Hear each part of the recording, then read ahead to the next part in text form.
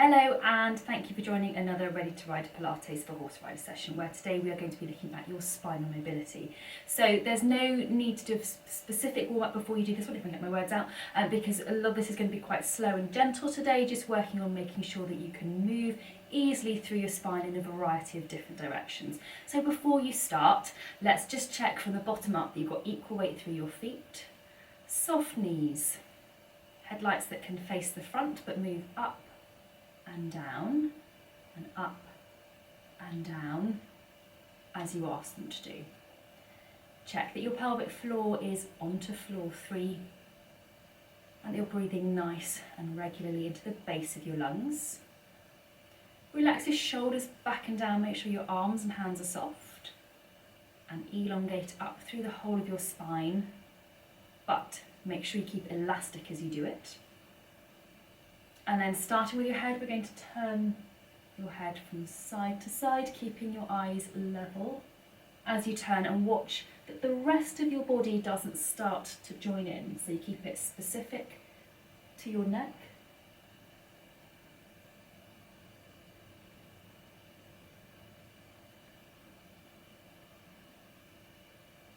Okay, then facing the front, I'd like you to pop your feet into a bit of a lunge position. It doesn't matter which foot's in front because we're going to do both.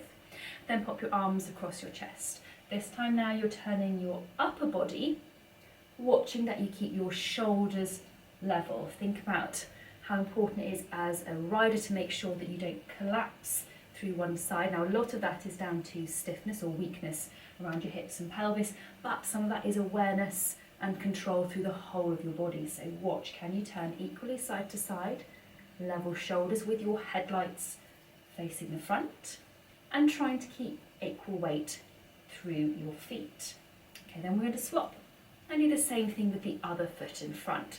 So shoulders level, headlights to the front, and equal weight through your feet.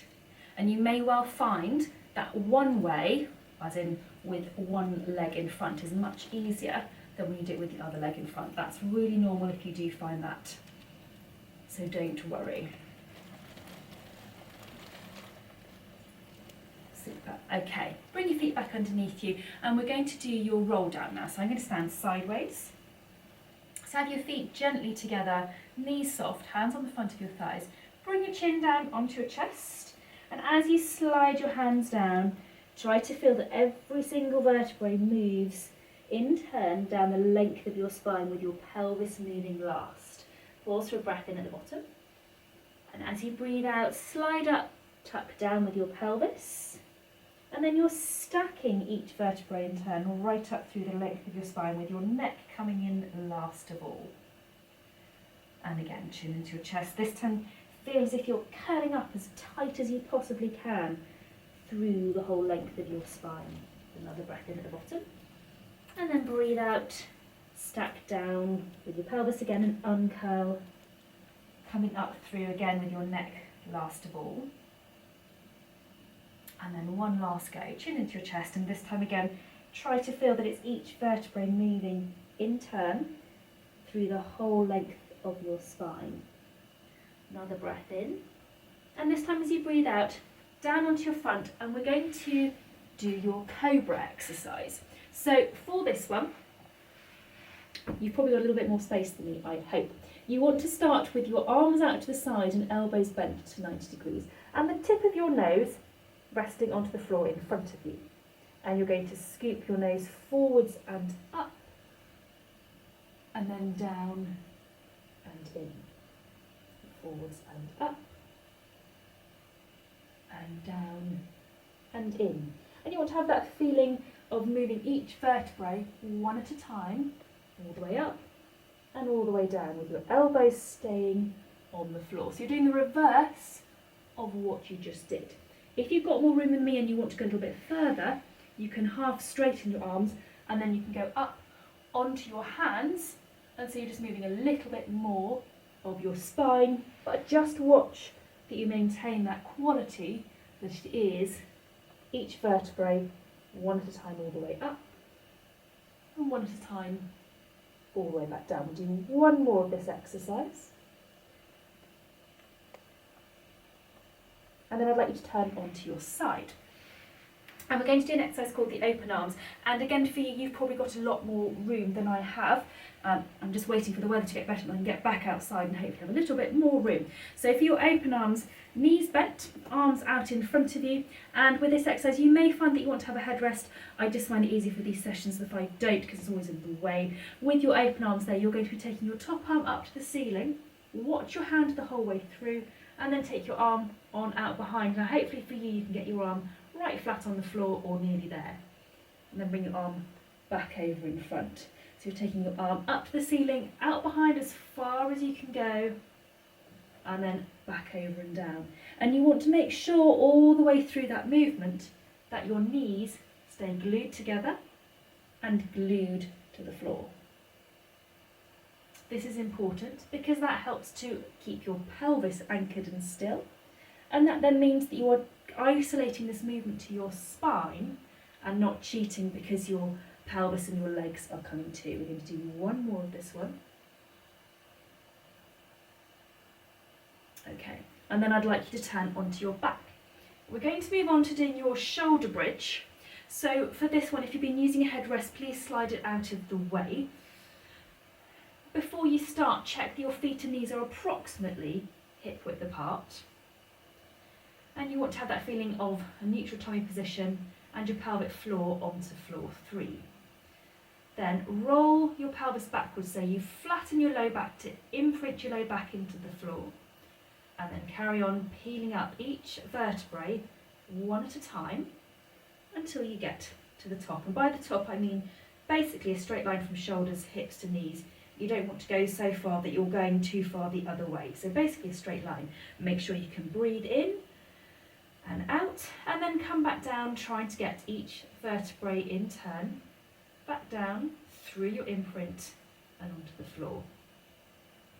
And I find that it's really helpful to start your imprint feeling right from the very top, so you do your breathing in and out, and keep that feeling of imprint position right from the start, and it should be easier to get into that imprint at the bottom.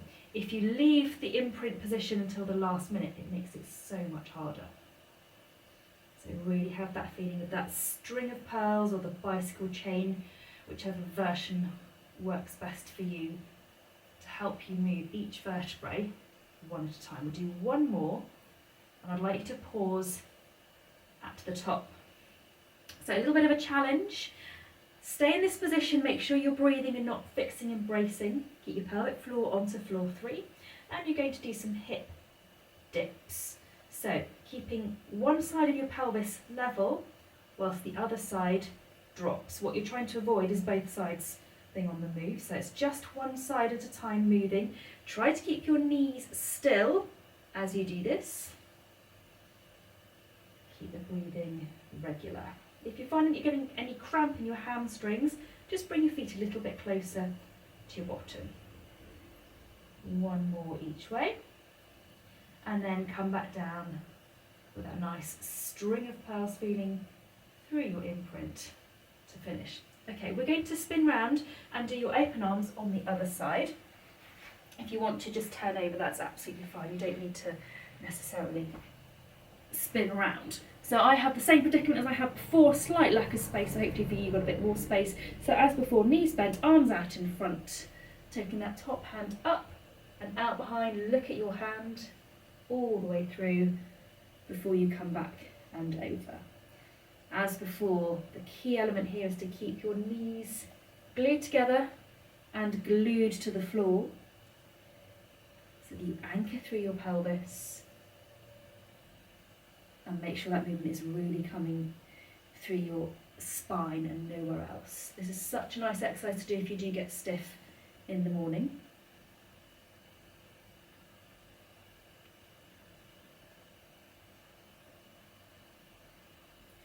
I'm going to do one more this way. Super job. Okay, then when you finish the one that you're on, I'd like you to come up so that you are onto your hands and knees. I apologise if my hair has started to do crazy things. I'm desperately seeing a hairdresser, but as with most people at the moment, there aren't any open. Okay, so I'm going to shuffle a bit closer away from the wall, and we're going to do your rotations in this position. So for some people, if you get uncomfortable through your shoulders, just sit this one out, but it's still a nice variation of doing your spinal rotations. So you're going to take one arm up, look at your hand, and come back down. Then the same, the other side, look at your hand, and come back down. The important thing, and you'll notice I keep saying this, is looking at your hand as you go up to the side, because that means that you include the whole of your spine in that movement. If you just do your arms, and you can do it as a test, you'll find that you hardly use any of your spine at all. So it's really crucial that you look through and follow with your eyes. This is a very satisfying exercise, I find. It makes you feel like you've used everything. Do one last one.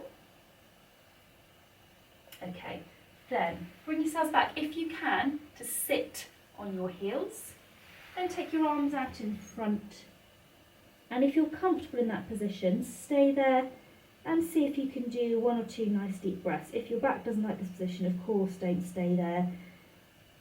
Just come up into a sitting position and do the same instead.